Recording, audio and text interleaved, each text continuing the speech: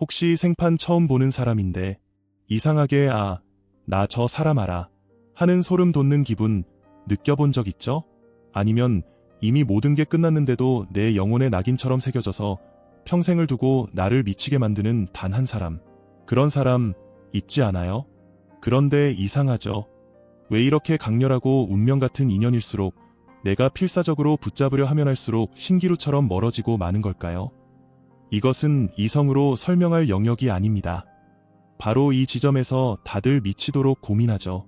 이게 대체 뭐지? 단순한 집착, 아니면 내 인생을 통째로 뒤흔들 거대한 운명의 신호탄인가? 그 해답의 열쇠는 바로 가장 강력한 끌어당김의 법칙에 숨어 있습니다.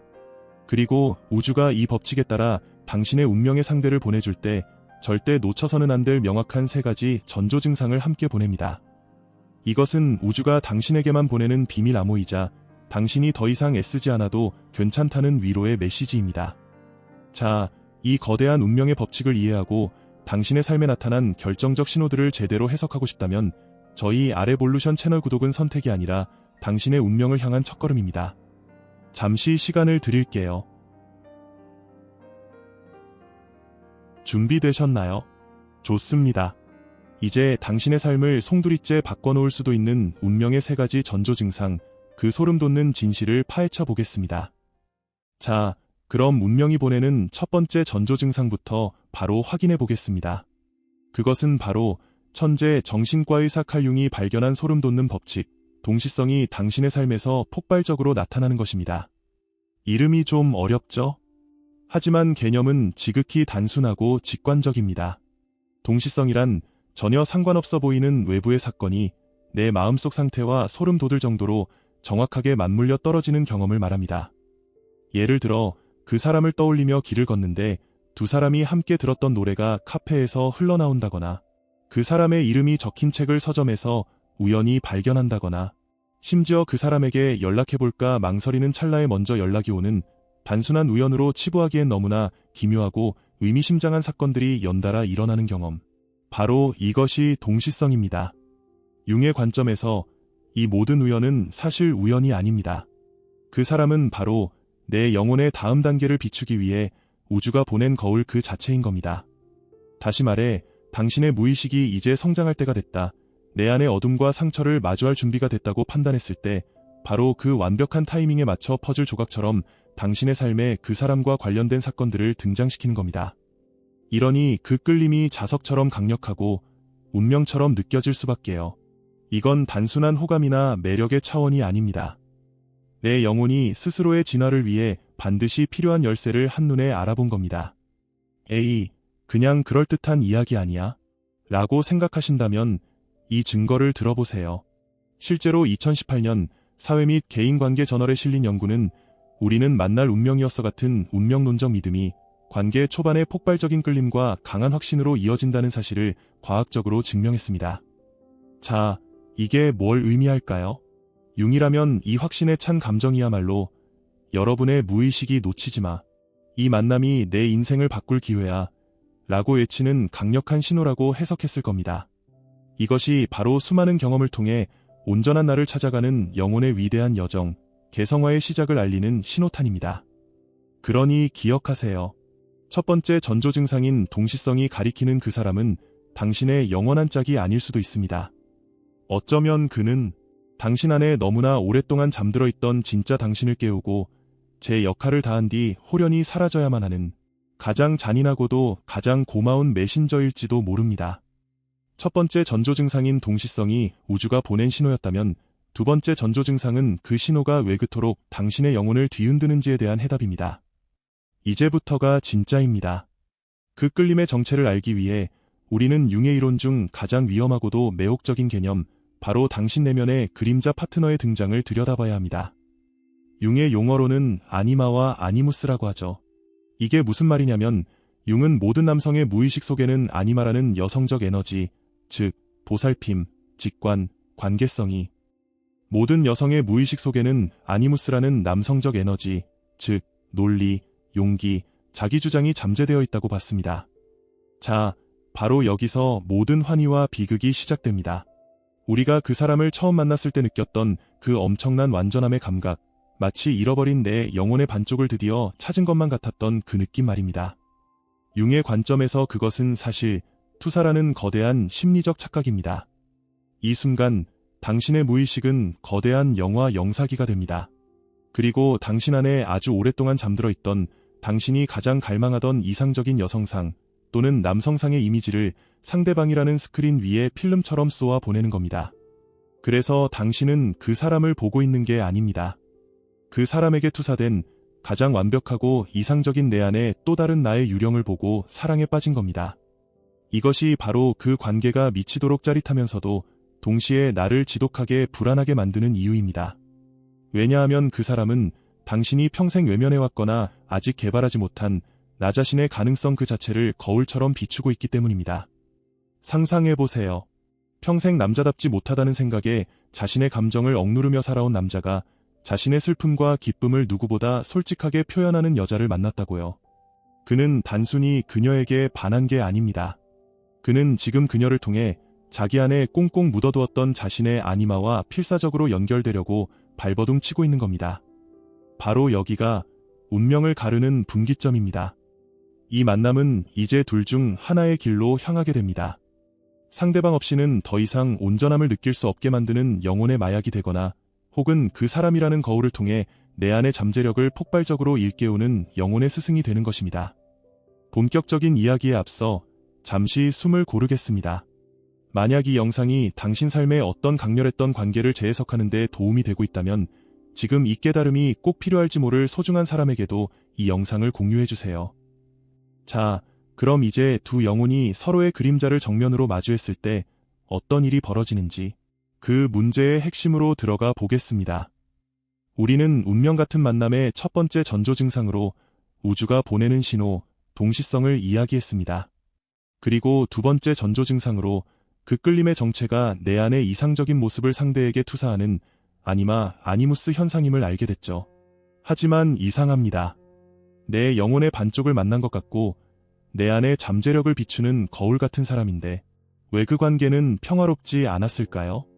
왜 그렇게까지 고통스러웠을까요? 여기에 운명적 만남의 세 번째이자 마지막 전조 증상이 숨어 있습니다. 바로 가장 아프고도 신성한 진실, 신성한 상처의 등장입니다. 칼 융은 말했습니다.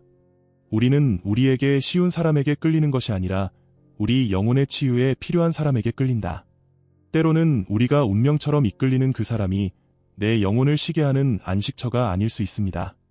오히려 그 사람은 내 영혼 가장 깊은 곳, 골마 터지기 직전의 상처를 정면으로 들추기 위해 내 삶에 나타난 상처 입은 치유자일 수 있습니다. 그 사람은 당신에게 평화가 아니라 거울을 들고 찾아옵니다. 당신이 평생 외면하고 숨기고 없는 척하며 살아왔던 바로 그 상처를 비추는 거울을요.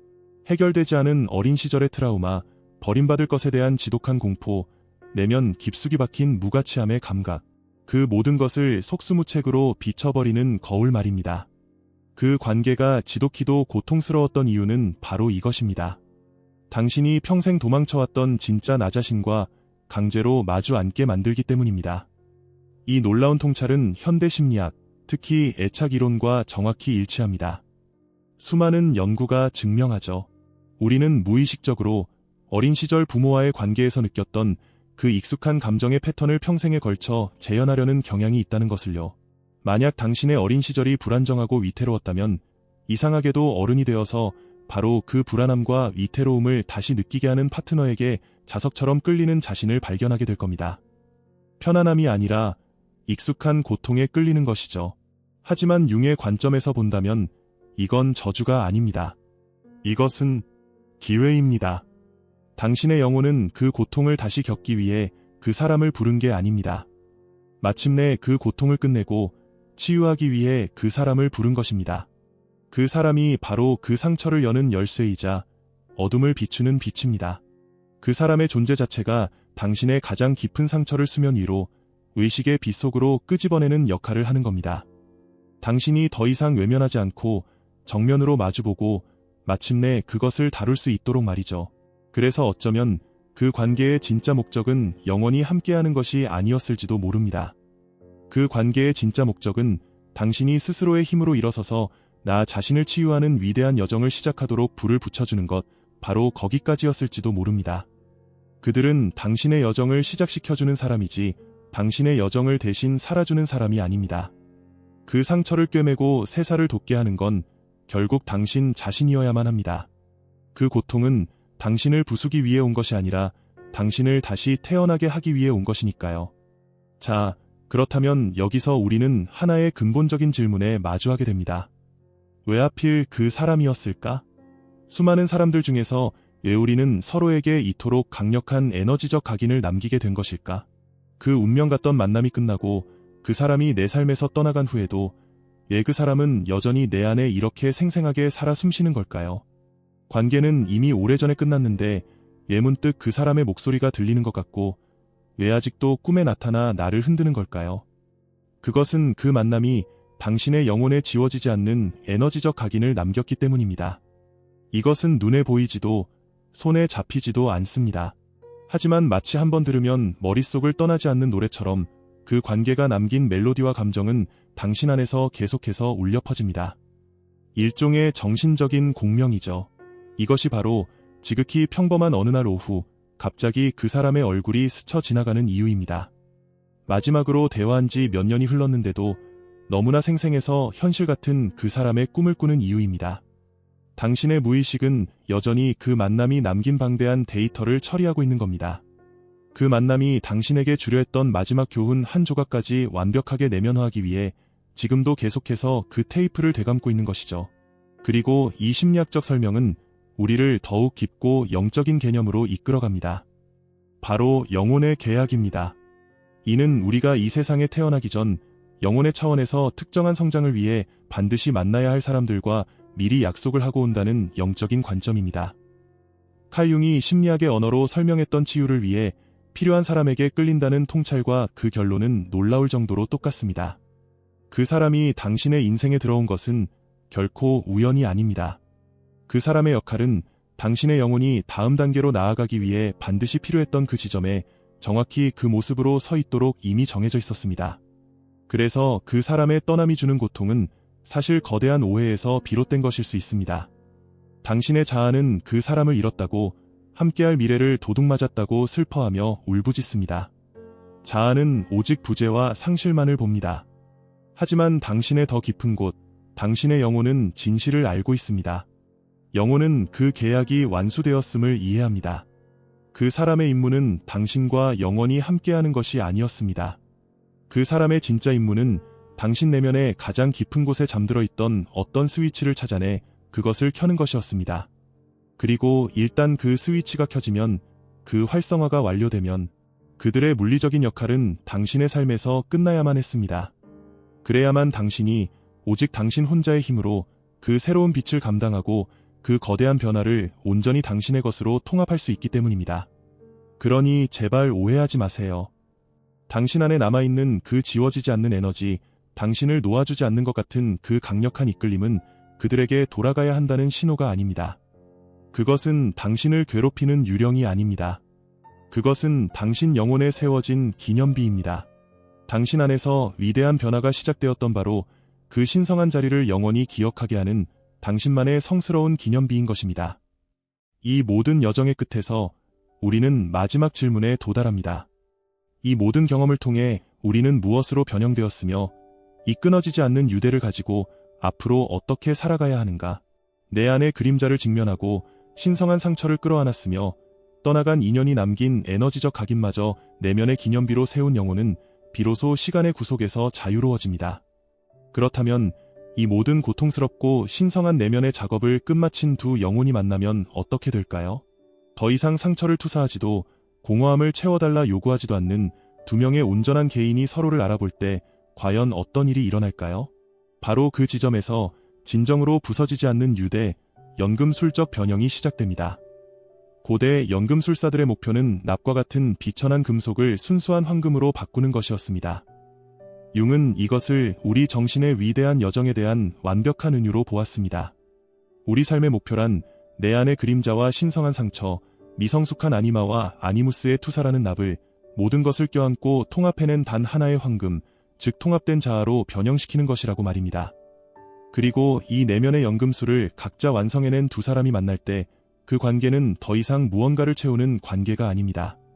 그것은 두 개의 완전한 우주가 만나 서로를 비추고 함께 더 높은 차원으로 확장해 나가는 존재의 결합입니다. 이 상태에서는 그 어떤 외부의 힘도 내면의 두려움도 그들을 진정으로 갈라놓을 수 없습니다. 왜냐하면 그들의 연결은 물리적인 거리나 낭만적인 약속이라는 변덕스러운 조건에 의존하지 않기 때문입니다. 그들의 유대는 정신과 에너지의 차원에 영혼의 청사진 자체에 새겨져 있습니다. 그들은 서로에게서 무엇을 얻을 수 있는가로 묶이지 않습니다. 오직 함께 있을 때 서로가 무엇이 될 수 있는가로 묶일 뿐입니다. 그들은 서로를 완성시키려 하지 않습니다.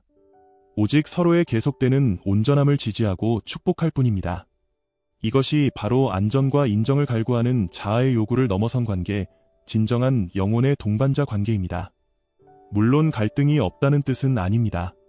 하지만 어려움이 닥쳤을 때 그들은 비난과 두려움이라는 낡은 무기를 꺼내드는 대신 의식의 성장이라는 공동의 목표 아래 함께 해결책을 찾아 나섭니다. 이유대가 결코 깨지지 않는 이유는 그것이 감정이라는 변덕스러운 모래 위에 세워진 성이 아니라 두 개의 통합된 자아라는 단단한 반석 위에 세워졌기 때문입니다. 그리고 바로 이 지점에서 우리는 마침내 가장 위대한 진실과 마주하게 됩니다. 궁극적으로 우리 영혼에 지워지지 않는 흔적을 남기는 그 모든 만남은 사실 다른 사람을 찾는 여정이 아니었습니다. 그것은 바로 나 자신을 찾는 여정이었습니다. 그 관계가 동시성의 거울이었든 내 안의 아니마와 아니무스를 비추는 스크린이었든 혹은 가장 깊은 상처를 들춰내 나를 고통스럽게 했던 그림자의 반영이었든 그 모든 만남의 목적은 단 하나였습니다. 바로 우리가 진정 누구인지, 우리가 떠나왔던 그 본래의 자리, 영혼의 본향으로 우리를 다시 안내하는 것이었습니다. 그래서 어떤 사람들은 우리 삶에 잠시 머물다 갑니다. 그들의 역할은 굳게 닫힌 문을 열어주는 것, 그리고 그 너머에 무엇이 있는지 우리 스스로 탐험하도록 남겨두고 떠나는 것이기 때문입니다. 그리고 또 다른 사람들은 우리 곁에 끝까지 함께 머뭅니다. 그들의 역할은 그림자와 빛 속을 헤쳐나가는 그 모든 여정에서 우리의 손을 잡고 그 길을 함께 걷는 것이기 때문입니다. 어떤 형식이든 중요하지 않습니다. 한 관계가 진정으로 의미 있었다는 증표는 관계의 지속기간이 아니라 그 영향력의 깊이로 측정되기 때문입니다. 그것은 그 관계가 당신 안에서 어떤 진실을 일깨웠는가로, 당신이 잃어버렸던 자신의 어떤 조각을 되찾게 했는가로, 그리고 지금 이 순간에도 보이지 않는 방식으로 당신을 어떻게 빚어가고 있는가로 측정됩니다. 한번 깨어난 그 에너지는 결코 사라지지 않습니다. 그것은 당신이라는 존재의 직물 속으로 완전히 통합되어 당신 삶의 가장 조용한 안내자가 되고 당신 영혼의 방 안에 영원히 울려 퍼지는 메아리로 남습니다. 오늘도 당신은 한 걸음 더 나아갔습니다. 그럼 다음 시간까지 부드럽게 걸으며 깨어있기를 바랍니다. 시청해주셔서 진심으로 감사합니다. 당신의 성장을 돕는 안내자, 알씨였습니다.